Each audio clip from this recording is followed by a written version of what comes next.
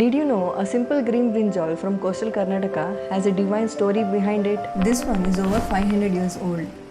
The story of a vegetable called Mattu Gulla. It is believed that the seeds are given by Krishna.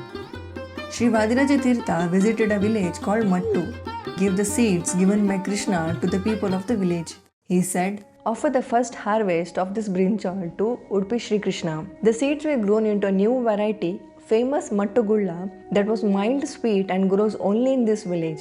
Even if these seeds are grown elsewhere, that brinjal cannot be called Mattu Gulla because Mattu Gulla is now GI tagged variety, protected for its unique taste and heritage.